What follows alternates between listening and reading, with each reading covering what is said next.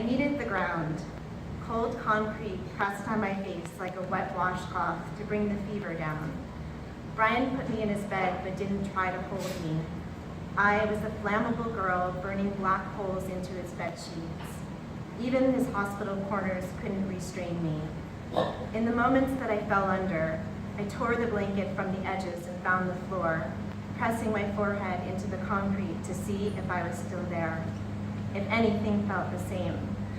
He picked me up in his arms and I escaped again to where it felt safe.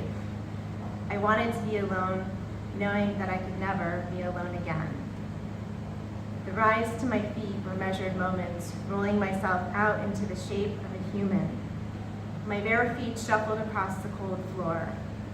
I pressed into my toes, coaxing them into feeling.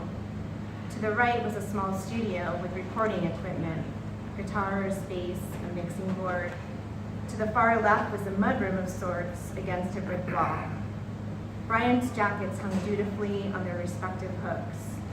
Boots and tennis shoes, as he called them, lined up below. They are invisible people with rubber soles, empty sleeves, and neck holes.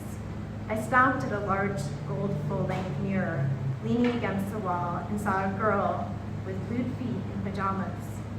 She was mist, as if you could put your hand right through her or blow her away. Particles of hair and skin dispersed into the atmosphere. A girl with no bones. A few more paces, then a wooden door to the left. I let myself in where pastel fish swam on a plastic shower curtain, encircling a clawfoot tub with a shower head.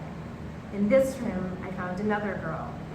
This time, it was just a face on the mirror attached to the sky blue wall.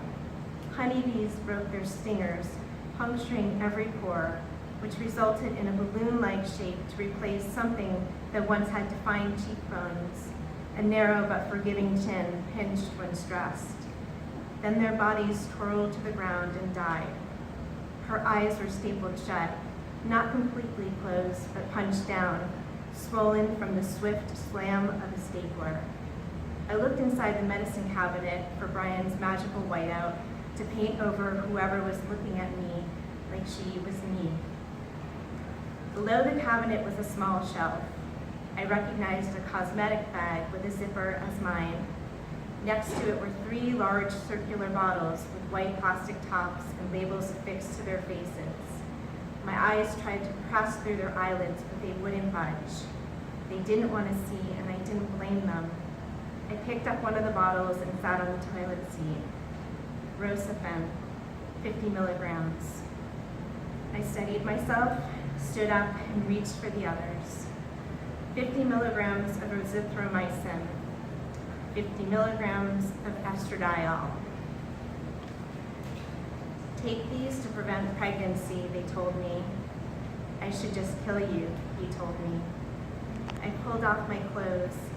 The sensation of my own shell made me shudder. It didn't seem to belong to me, yet it still hurt to touch. I didn't want elastic near my body the way that it leaves marks by gouging shapes into the surface that repeat and bleed into embedded layers. Eventually, I was standing naked next to the clear plastic shower curtain, the fish, the blue walls, the toilet where waste is flushed down a sewerage pipe. I turned the hot and cold faucets and persuaded one foot in after another. Standing under the stream of water, I held the soap next to my body. I wanted to wash away everything, but in order to do so, I needed to admit that something had happened, something that couldn't be reversed. Instead, I wanted to punch the face of a clock, to move the hands counterclockwise, to go back in time, but there was no clock. Just water, steam, skin, and soap. My mind was empty save a few words. Girl, pills, body, gone. I reached for a towel and wrapped myself in a sandpaper cocoon. Outside the door, I found a small bag with a change of clothing. I forced my way into a pair of pants, begging for all this feeling to stop, the feeling of myself. I brushed my teeth, combed and dried my hair.